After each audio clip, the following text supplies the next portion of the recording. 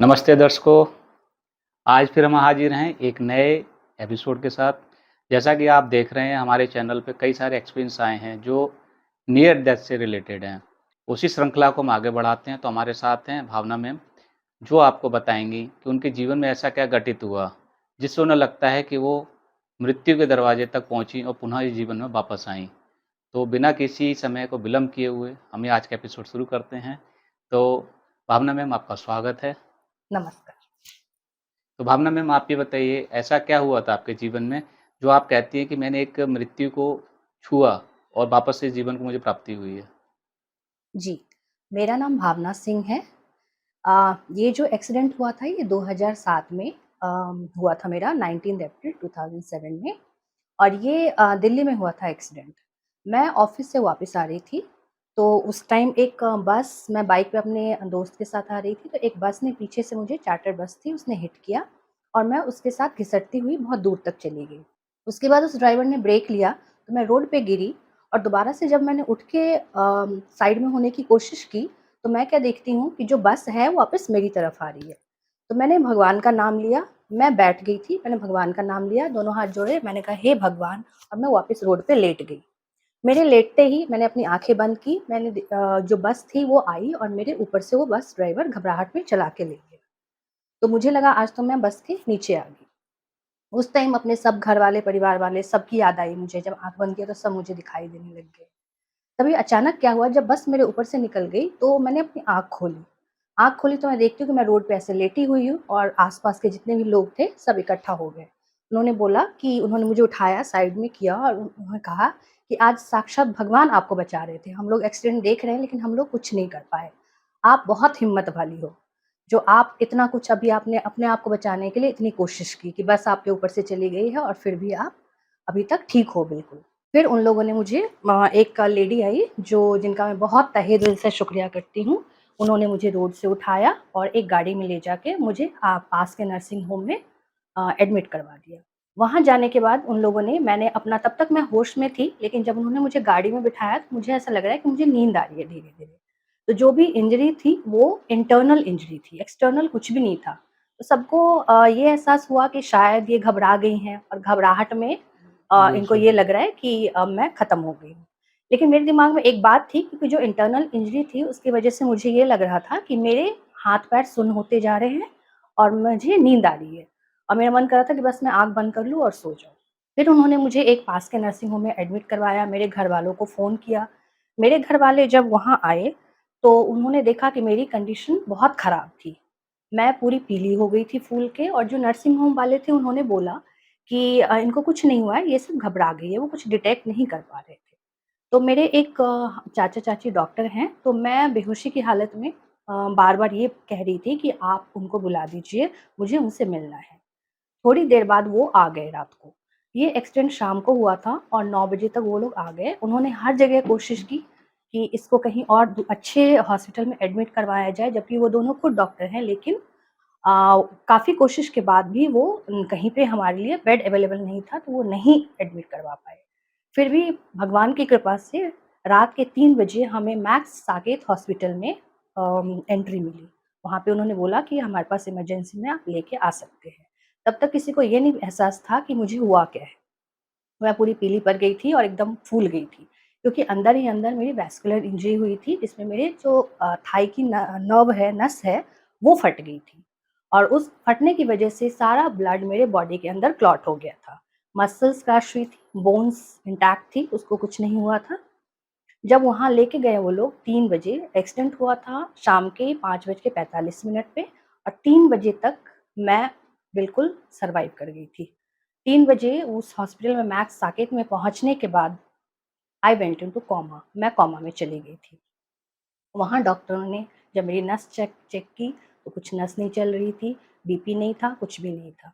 तो उन्होंने टेस्ट वग़ैरह किया एंड इमरजेंसी में एडमिट करने के बाद उन्होंने कहा कि हमारे हाथ में कुछ भी नहीं है और हम कोशिश फिर भी करेंगे।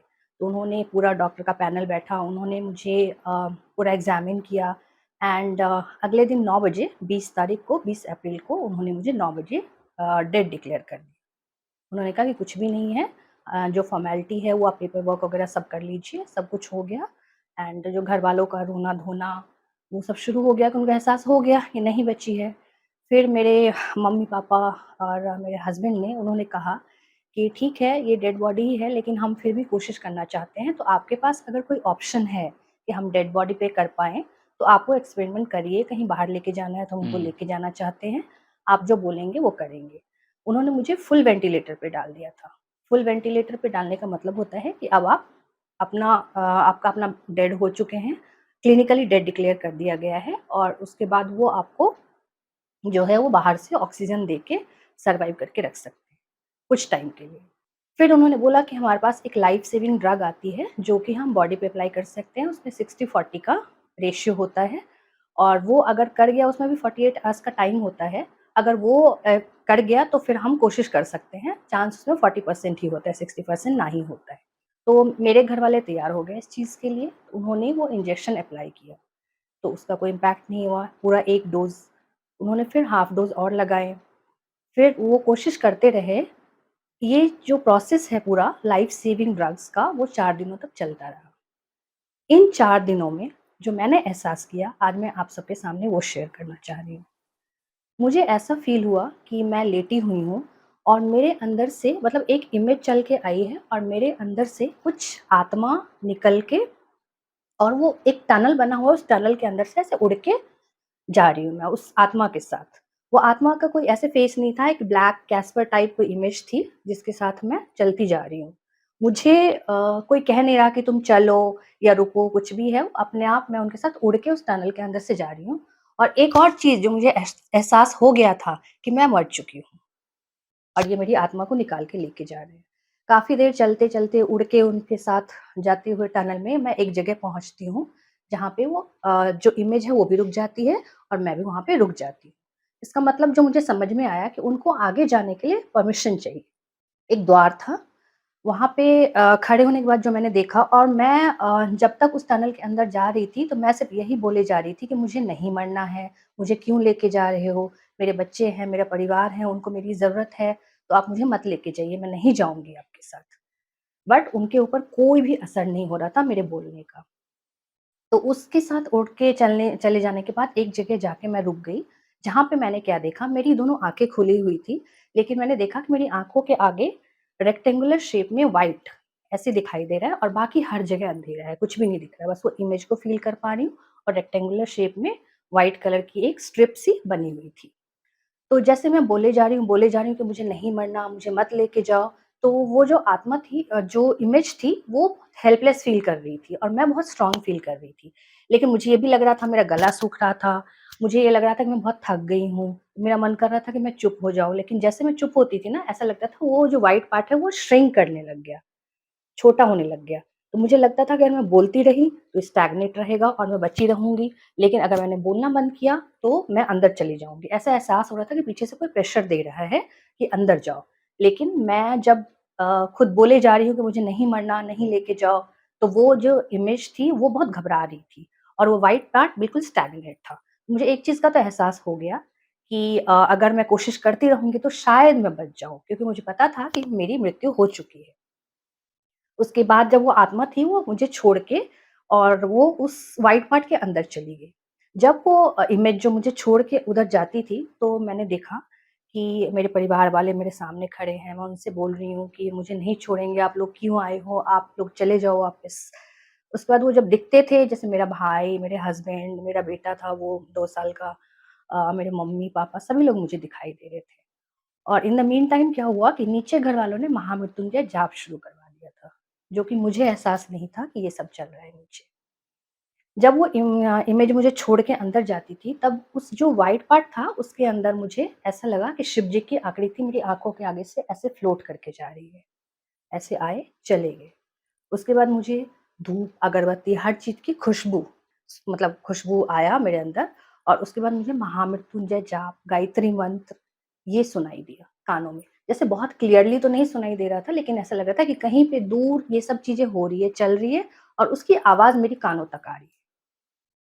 ये होता रहा, उसके बाद वो इमेज अंदर जाती थी और फिर बाहर आ जाती थी। जब वो अंदर गई इमेज, तो मुझे ऐसा लगा कि मैं ना किसी चीज़ ने मुझे जकड़ा हुआ है और मैं एकदम रिलीफ़ फ़ील कर रही हूँ और जब इमेज वापस आती थी तो मुझे लगता था जकड़ लिया है किसी चीज़ से बॉडी को किसी ने। फिर क्या हुआ कि अंदर जब वो इमेज जाती थी तो मुझे ऐसा लगता था कि अंदर वो कुछ डिस्कशन चल रहा है कि अभी इसका टाइम नहीं आया है, इसको हम वापस छोड़ के आएँगे, तुम गलत इंसान को लेके आ गए हो।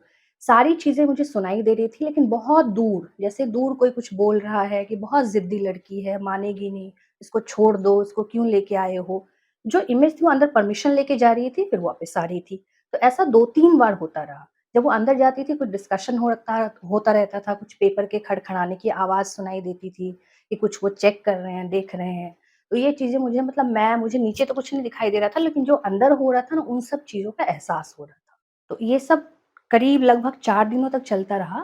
फिर अंत में क्या हुआ कि जो वो इमेज थी, तीसरी-चौथी बार जब वो वापस आई, तो मुझे ऐसा लगा कि मैं बहुत रिलीव्ड फ़ील कर रही हूँ। किसी चीज़ ने मुझे जकड़ा नहीं है और मैं अपना हेड मूव नहीं कर पा रही थी इधर से उधर, एकदम ऐसे सामने देखते हुए मैं हर चीज़ों से लड़ रही थी।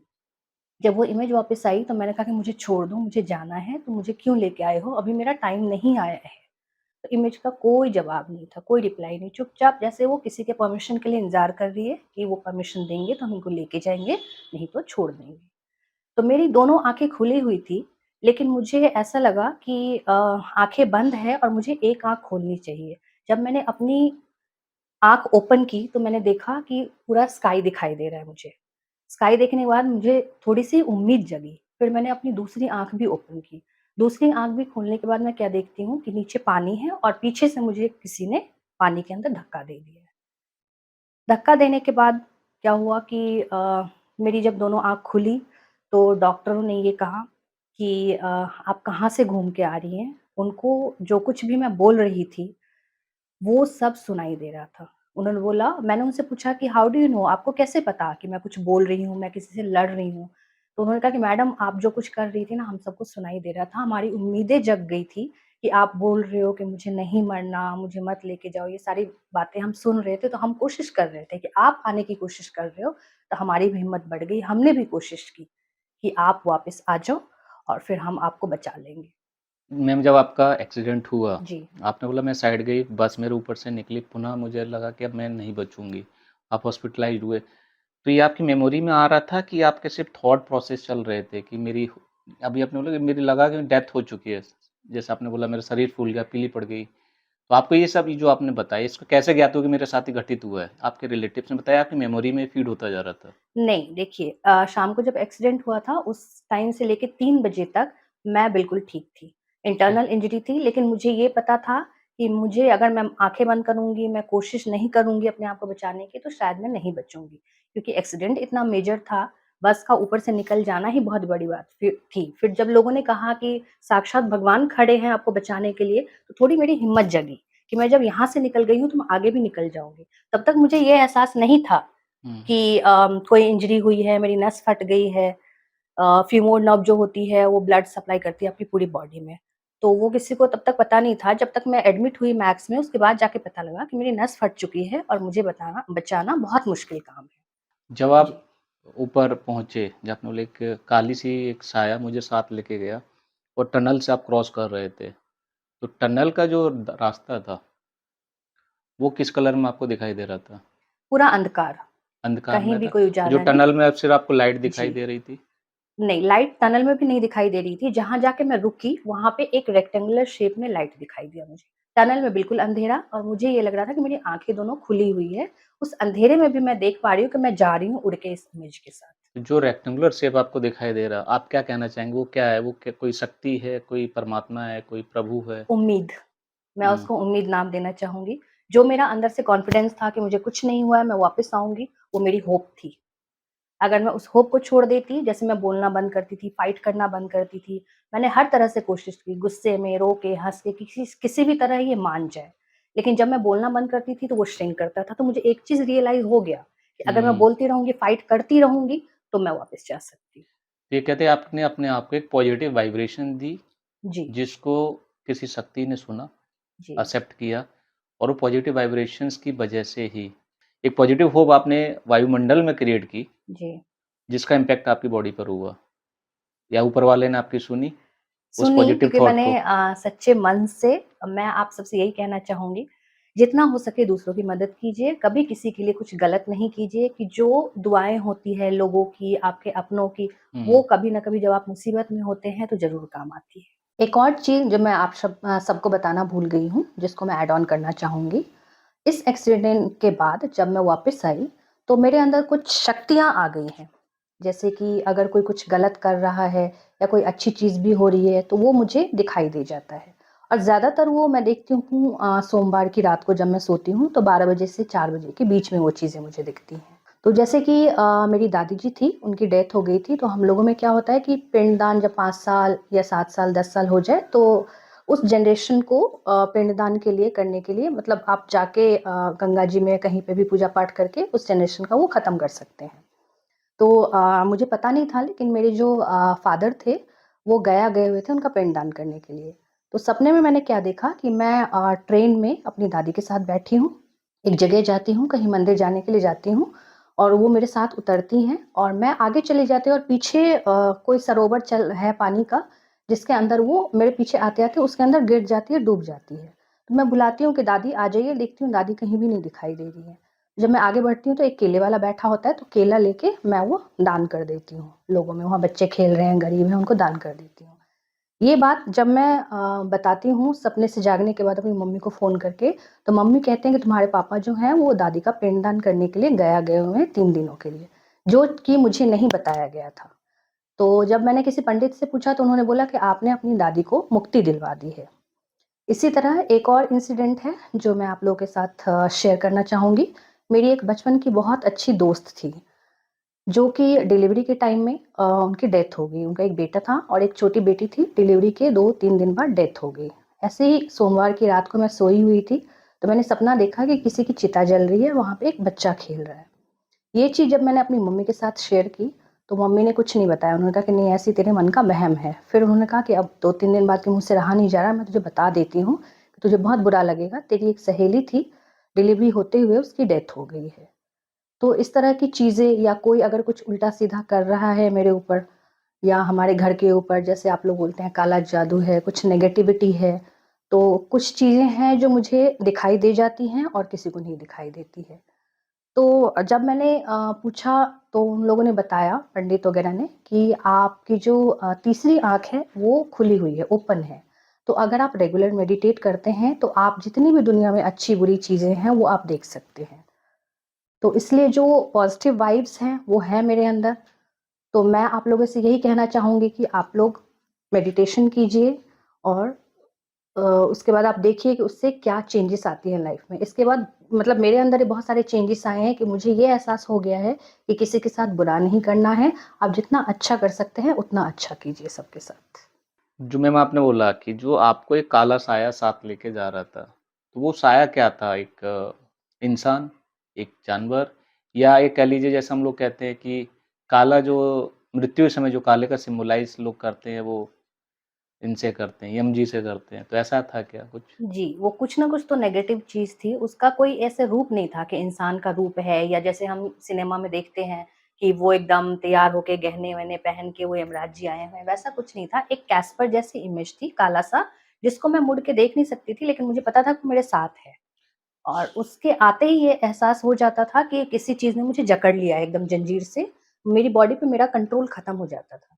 लेकिन जब वो इमेज अंदर जाती थी, तब मेरा कंट्रोल वापस आ जाता था मेरे पास। तो ये कह सकते हैं एक फाइट थी, एक नेगेटिव, एक पॉजिटिव। नेगेटिव ये कि आपकी आप नेगेटिव मृत्यु से आप निकलना चाहते हैं, पॉजिटिव आपकी होप्स थी। दोनों के बीच में एक कसमकस हुँ। लड़ाई चली, जिसमें आपके जो पॉजिटिव होप्स हैं, पॉजिटिव थॉट्स हैं, उन्होंने इफ़ेक्ट दिखाया। जी, ये आप कह सकते हैं कि मेरा टाइम नहीं आया था, लेकिन मेरी किस्मत में शायद लिखा हुआ था कि मैं जाऊँ, वहाँ जाके मैं देख के आऊँ कि कैसे क्या चीज़ें होती हैं। तो उस चीज़ से मैं गुज़री हूँ और मैं ये नहीं कहूँगी कि मृत्यु नहीं हुई थी या ये सब चीज़ एकदम गलत है या सच है, लेकिन हाँ, जिन लोगों ने इस चीज़ को एक्सपीरियंस किया है, हुँ, उनके लिए बहुत बड़ी चीज़ है ये और कहीं न कहीं पॉज़िटिविटी बोल लीजिए, भगवान बोल लीजिए, अच्छी चीज़ें बोल लीजिए, वो है इस दुनिया में, एग्ज़िस्ट करता है। तो जब आप वापस आए हॉस्पिटल में, जिस हॉस्पिटल में आपने नाम लिया, डॉक्टरों ने एक बोला कि आप वापस आ गए, तो आपने अपने आप को कैसा महसूस किया? कि मैं तो अभी एक दूसरी दुनिया में जा रही थी, वापस से जी, इसमें आ गई। वापस आ गई। मुझे पहले विश्वास नहीं हुआ, मैंने उनसे यही पूछा कि हाउ डू यू नो, आपको कैसे पता? सेम हुँ, सेंटेंस मैंने रिपीट किया था कि आप हाउ डू यू नो, आपको कैसे पता है? कहते मैडम आप वहाँ पे लड़ रही थी, जो बातें कर रही थी हमें सुनाई दे रहा था, हुँ। तो इसलिए हमारी उम्मीद जगी थी। फिर मुझे भी लगा कि चलो यार मेरे साथ ये हो गया ऐसा तो बहुत अच्छी बात है, अगर मैं वापस आ गई तो पहले तो मुझे विश्वास नहीं हुआ, मैंने उनसे कहा कि आप मुझे बताइए कि मैं कहाँ पे हूँ? उन्होंने कहा आप बिल्कुल सेफ हैं, आपके पैर ठीक हैं और आप वापस आ गई हैं, अब हमारी कोशिश जारी रहेगी। तो मैम जो आपने बताया, जब आप टनल से पास कर रहे, ब्लैक साया के साथ और वहाँ पे एक सामने आपको व्हाइट रेक्टेंगल दिखा, तो जो आपने कहा मैं उनसे कम्युनिकेट भी कर रही, तो जो आपका कम्युनिकेशन का मीडियम था, वो क्या था? एक साइन लैंग्वेज, बॉडी लैंग्वेज या सिर्फ़ एक हिंदी कम्युनिकेशन? किस लैंग्वेज आपकी बात हो रही थी? जी, ये साउंड लैंग्वेज में हो रही थी क्योंकि मैं जैसे अभी आपसे बात कर रही हूँ ना, वैसे ही मैं बोले जा रही थी। मुझे कहीं से कोई रिप्लाई नहीं मिल रहा था। बस मुझे ये था कि बोलते जाना है, मुझे जाना ही नहीं था। एक ज़िद कह सकते हैं आप कि मुझे वहाँ जाना ही नहीं है जहाँ वो लेके जा रहे हैं। ये मेरे साथ कैसे हो सकता है? मैं विश्वास करने को तैयार नहीं थी। तो मैं उनसे बातें किए जा रही हूँ लेकिन मुझे कोई रिप्लाई नहीं मिल रहा था। हर तरफ अंधेरा, ये था कि किसी चीज़ ने मुझे जकड़ रखा है और बहुत बुरी तरीके से जकड़ रखा है और मुझे उससे छुटकारा पाना है। आपने तो अपनी तरफ से अपने जो कम्युनिकेशन मीडियम है, हिंदी वाली बात की, उधर से जो आपने बोला उन दोनों में जो डिस्कशन चल रहा था, वो भी आपको रिपल्स होके मिल रहा था? जी, वो वापस मुझे रिपल्स होके मिल रहा था, मुझे सुनाई दे रही थी लेकिन कुछ हुँ, शब्द जैसे पेपरों की खड़खड़ाने की आवाज़, फिर कहीं दूर कोई डिस्कशन चल रहा है कि इसका टाइम नहीं आया, छोड़ दो, हिंदी में ये सब चीज़ें चल रही थी।